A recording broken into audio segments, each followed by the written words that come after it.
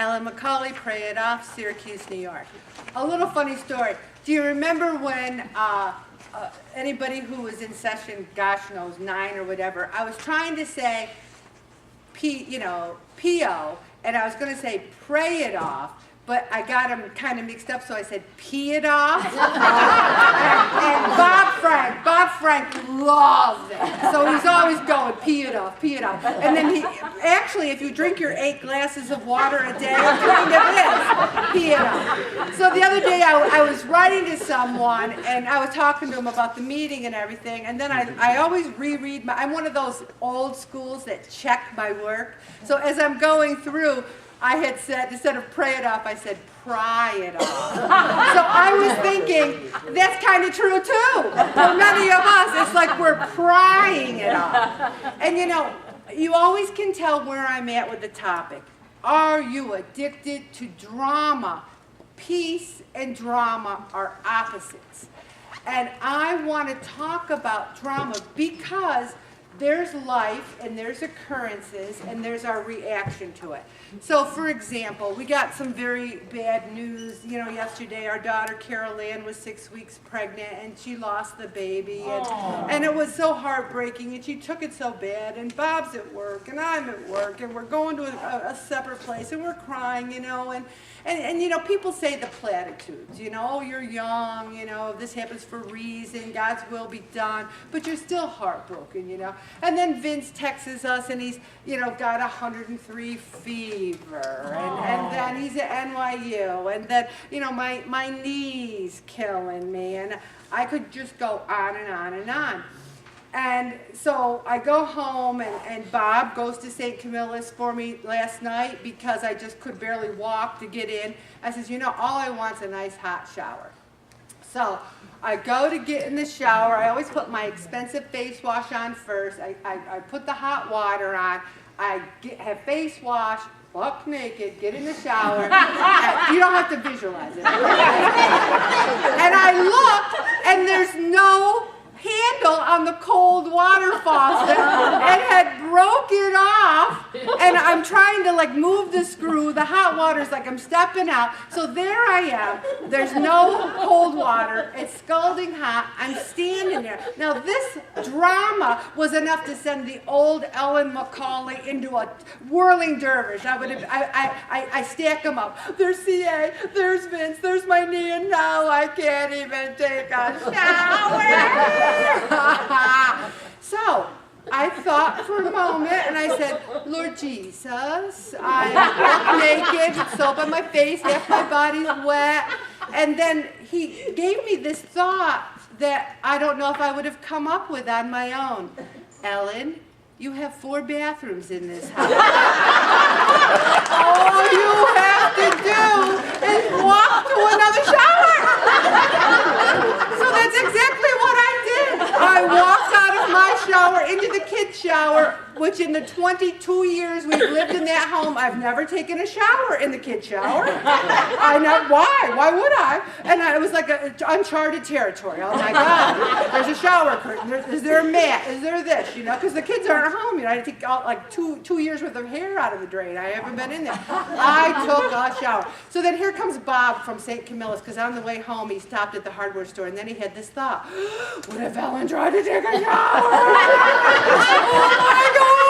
So then he's like, da da da da da, trying to get home. Because that unmistakable smell when someone's taking a shower. It's got that fresh smell, and he's coming up the stairs. No.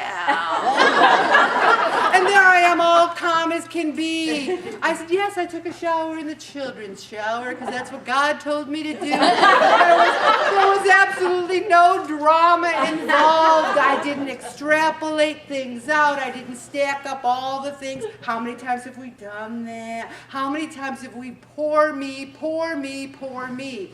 I could get a job doing that. I've done it my whole life. Everything is a crisis to drama queens. Everything. We are going to have struggles and hardship, but the drama is created by our reactions. And I have to admit that when I'm tired, when I'm sick, when I have 5 or 6 things in a row, I always call it, I go off track. Because usually I'm chug down that track, and then all of a sudden I'm derailed, oh my gosh. And that's when I always want the comfort food. And I love this author. He goes, big stuff you're born, big stuff you die, everything else is small stuff. You know, one of the things with my simple lifestyle is I have too much stuff. And part of the drama is I don't really want to get rid of stuff because I might need it, I might want it, I might need it, I might want it. So I read in the bulletin where Bishop Ludden was having a book sale. We took 9 boxes of books out of my home into the Bishop Ludden, and I found treasures that I didn't even know I had, and I got rid of books that if I want to read, guess what I can do, everyone? Borrow it from the library. As Susan smiles because she's a librarian. And I have the Kindle Library app. I even downloaded a book from the library on my Kindle. The beauty of that is I survived. Look at me. I'm alive. I got rid of 9 boxes of books. I'm alive. We are not a robot. We're still going to react to things. We're still going to have some anger, some things that upset us. But every time I've been angry and I started screaming, why did you do that? Oh my God. No one's listening to my words. They're listening to the anger. They're seeing my anger. But if you very calmly say, can we discuss this? There's something to be said for a little bit of a pity party, but usually pity parties involve food and drink, because it's a party, right? I'm having a pity party, I need my food and drinks. So, also I think many of us live a hidden life. You know, I don't think a lot of people would look at me and say that I was crippled with fear, panic, worry, and a sense of worthlessness. But I've lived almost my whole life with that. You don't get to be 370 pounds unless you've got some issues. And I feel that part of my turning my life over to God is turning all those things I was afraid about, all those things that I worry about, and give it to Him.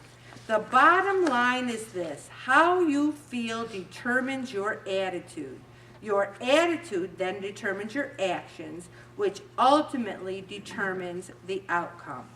Now, if you have an issue where, let's say, your heat goes and it's 10 below zero, and you can say, it was so stressful, I had to eat.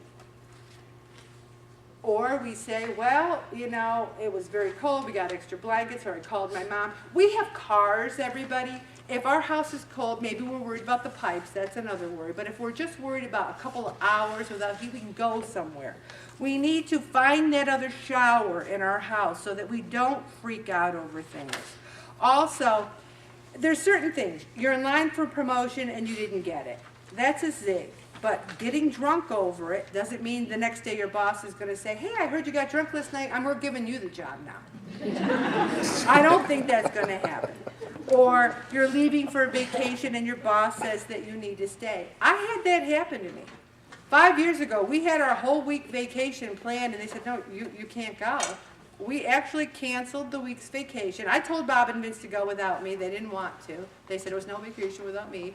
And we have a pool. We have a nice backyard. It's not as if we were like stranded in some terrible place. You find the bright side.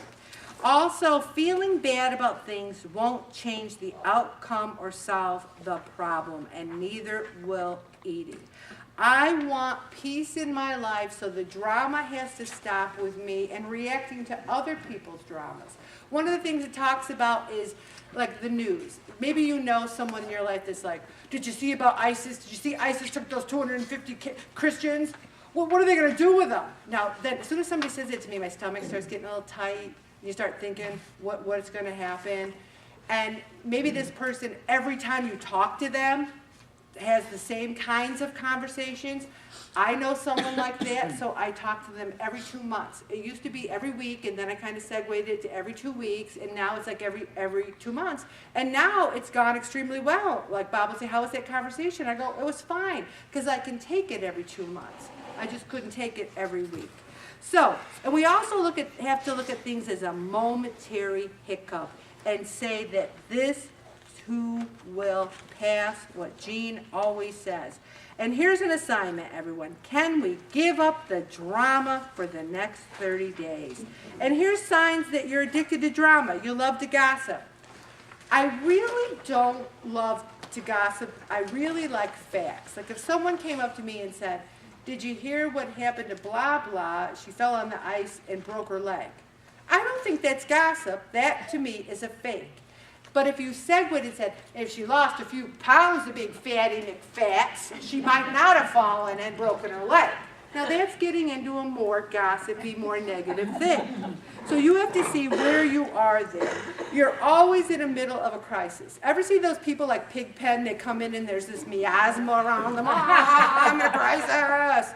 Also, you're glued to the news, magazines, X, Y, and Z stories. I don't really have any of 1, 2, or 3. But number 4, you have a tendency towards overreacting versus rational behavior. That's me. Everything is a bigger deal than it actually is. That's me. As a matter of fact, I've gotten so much better since Pray It Off that my children and Bob, actually something will happen and they kind of look at me. And then they watch my reaction and then they're like, or else sometimes they go, I know what you're going to say and do. Really? Because I don't even know what I'm going to say and do. So, you're a pot stirrer. Like if there's no trouble, sometimes I do that. Sometimes I'm like, geez, everything's going really, really well. And I have a kind of a peace at this moment.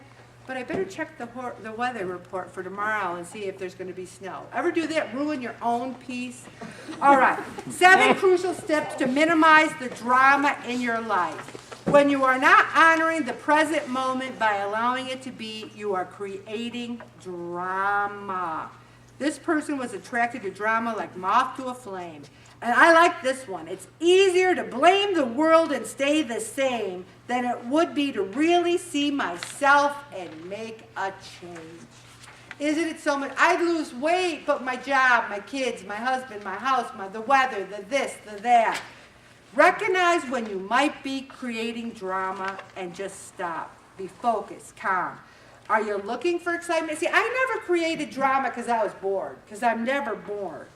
Change your perspective about things. Is it going to matter a year from now? A lot of drama takes place in your own head. Because I could be having a very dramatic moment and you might not even know it because it's exhausting being me sometimes. It's exhausting. I'm tired just being me. Also, don't feed into other people's drama. This is good for all of us. Speak less, listen more, and not everything needs a reaction. Sometimes it's okay to do this. All right, how did I react dramatically? I didn't. Focus on your breath. Reconsider unhealthy relationships. Be clear and straight with people. If you're honest, then there's less drama. Sometimes it's better to be honest. My kids know it's better to tell me the truth than I find out they lied about it. Because if I find out they lied, it's one thing I hate. I don't mind saying a little Irish exaggeration. Like if you said there was 1,000 people there, that's Irish. You know, was there 1,000 or maybe 500? But don't lie. And my kids know that. They go, I'd rather get the punishment, but I'm not going to lie to mom. Also, be slow to label something as drama. Love them a little more. It's who they are. It might even be you. Some of the people who create dramas in our life might be our mothers, might be our husbands and wives. So we just have to learn from that, accept it, go on with our life. Life will always involve many fires that we feel desperate to put out. If we can learn not to fan them, they may actually be able to light our way. And I'm going to stop there, Bob, and I'm going to whip through this next one.